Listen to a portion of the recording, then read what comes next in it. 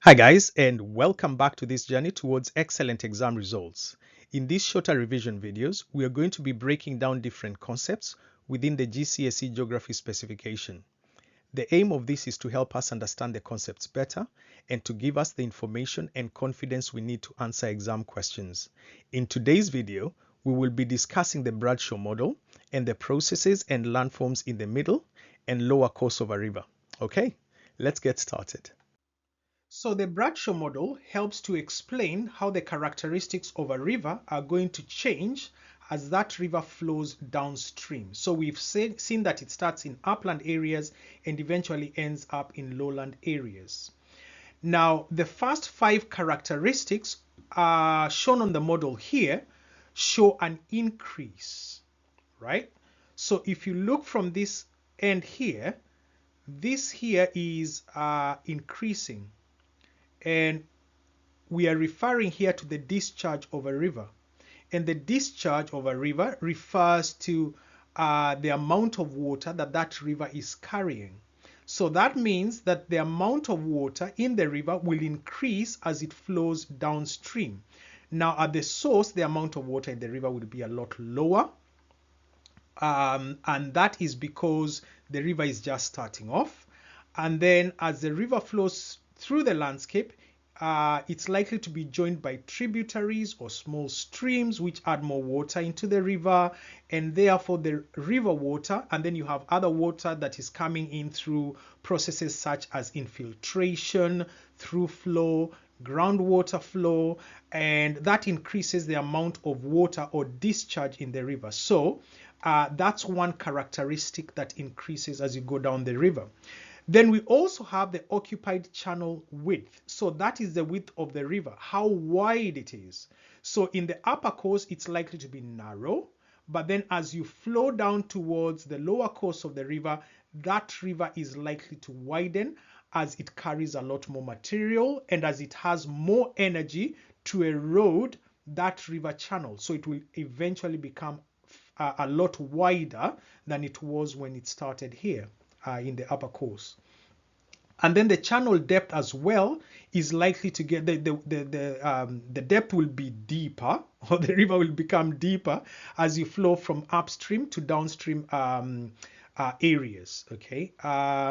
Then the velocity, so this is the speed of the water in the river, that will also increase, and that is because firstly the river will have a lot more water. We said it's collecting water through tributaries and small streams, but then also because it has more energy now that it has more water, it's also causing a lot of erosion to take place. And therefore, the channel of the river is not as rugged. It does not have as much material on the sides of that particular river channel, and therefore the flow of the water will be a lot smoother. And because there is less resistance from material that would be in the water otherwise, or would be in the channel otherwise, then it's flowing a lot more smoothly and therefore a lot faster. Then we have the load quantity. So load quantity here refers to the amount of sediment that is being carried by a river. And because it's eroding as it goes through, it's going to end up picking up a lot more material. It has more energy, it continues to pick up a lot more material. So towards the end of the river, it's likely to be carrying a very heavy load, which will be deposited towards the end there. Now we also have the last 3 here, characteristics that decrease as the river travels downstream. And that will be the load particle size, for example. So upstream here, it will be a lot bigger. So we know that the material that is likely to be flowing from the upper course is likely to be a lot bigger because it has not been through the processes of attrition, for example, and abrasion and so on. And as a result, the particle size will be bigger. But as we flow downstream due to those processes of erosion, the material or the load particle size will become smaller. So from very big boulders, eventually to pebbles, and eventually to sediment as we get down here downstream. Then the channel bed roughness, we had mentioned that when we were talking about the velocity. So that is how smooth the channel is going to be.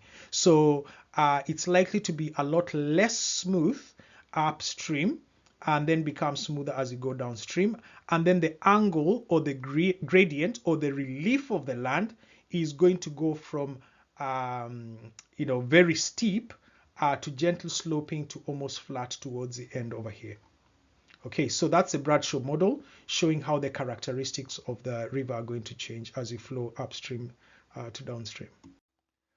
Okay, so what are the landforms that are created in the middle and lower course of a river? So we are going to be talking about meanders and oxbow lakes here. Now, the river will bend in the middle and lower course. And at this point, the river is flowing in a deeper and wider U-shaped valley. And that's because the river channel has been eroded due to the higher energy of the water.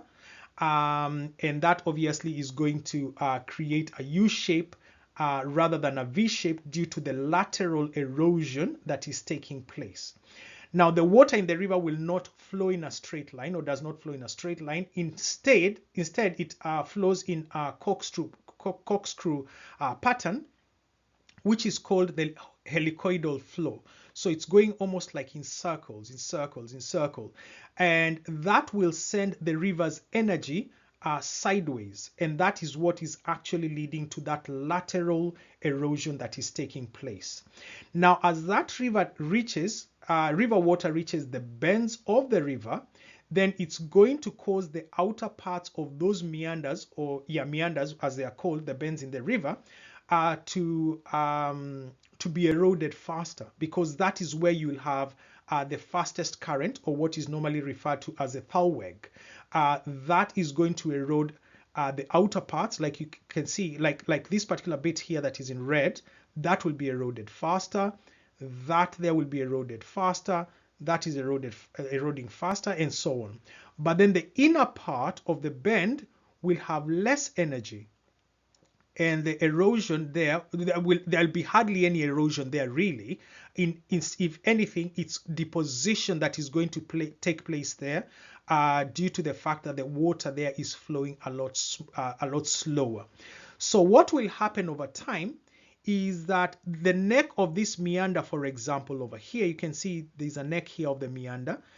Because you have faster erosion here, on the outer part of this bend and on the outer part of this other bend here, these two here are eventually, that neck of the meander is eventually likely to erode right through.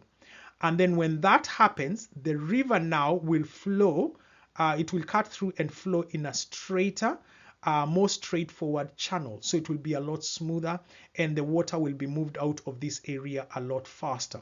And as that happens, you will also end up with some deposition taking place on the sides, especially when the river bursts its banks.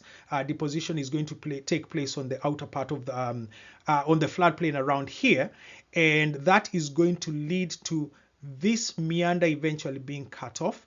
And when the meander is cut off, then you will have an oxbow lake forming over here.